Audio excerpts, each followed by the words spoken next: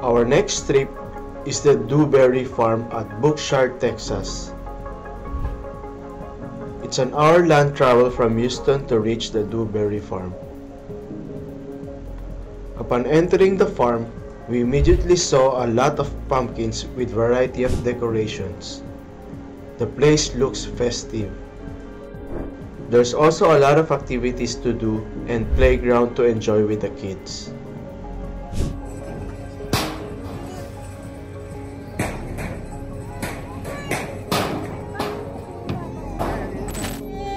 Ayos!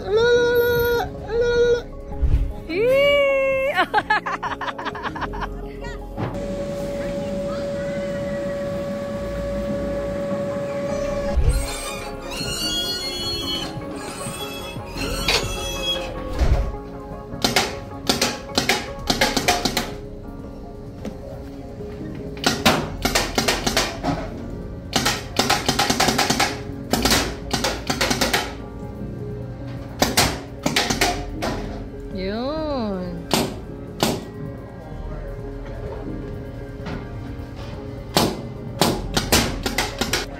Okay, go!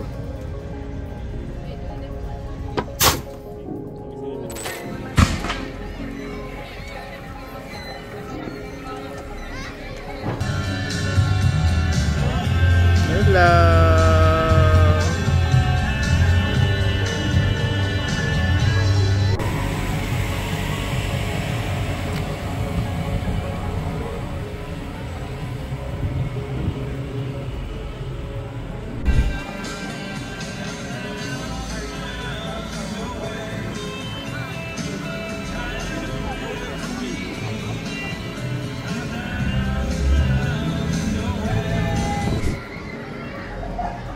Go! 1, 2, 3.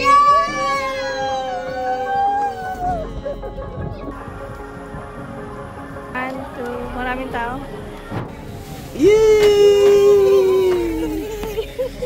In the farm, we saw several food stalls with different types of food to choose from. Hapon na dito ngayon. Nandito kami ngayon sa Dewberry Farm. Malapit to sa Katy, Texas.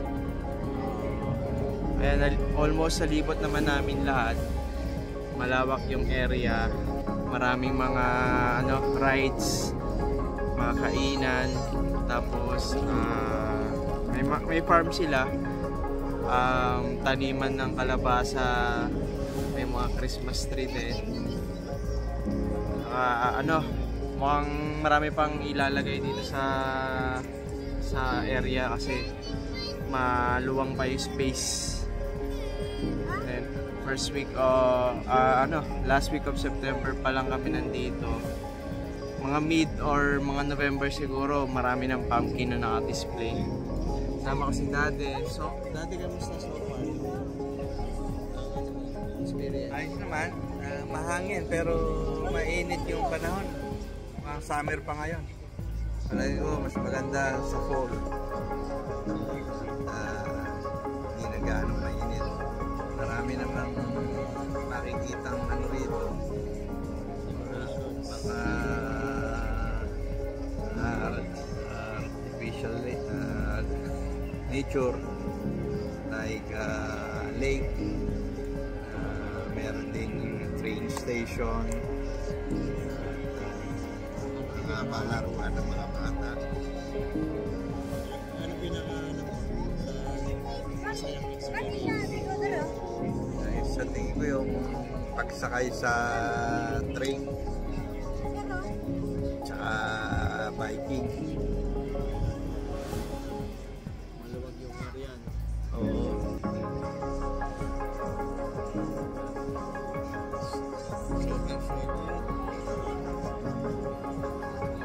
The weather is warm. At least it's windy. Tama-tama sa mga gusto magpawis.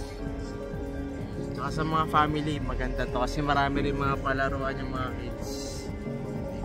Tsaka may mga puno dito kaya pwede ka sumilo kahit mainit, mahangin naman. So pala, pag pupunta kayo rito, bawal yung magdala daw ng food. food saka drinks. Pero hindi naman sinesearch yung loob ng bag. So, kung may mga kahit konting tubig or mga chips, pwede naman na siguro. So before we continue our adventure, we had to take a break and eat some food. Sarap ba yung mais?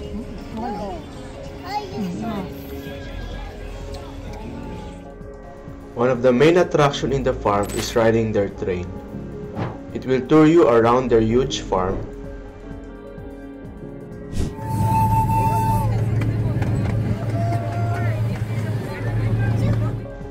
We saw more pumpkin decorations, planted trees that's used for Christmas trees, and many more.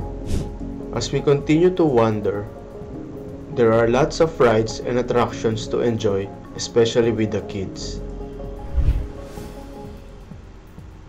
My eldest daughter had her first painting, and I can see that she loved it. Oh, ganda. Ganda, you like it? Butterfly? Yeah. You like it? What's that? Corn. What are you doing? Okay.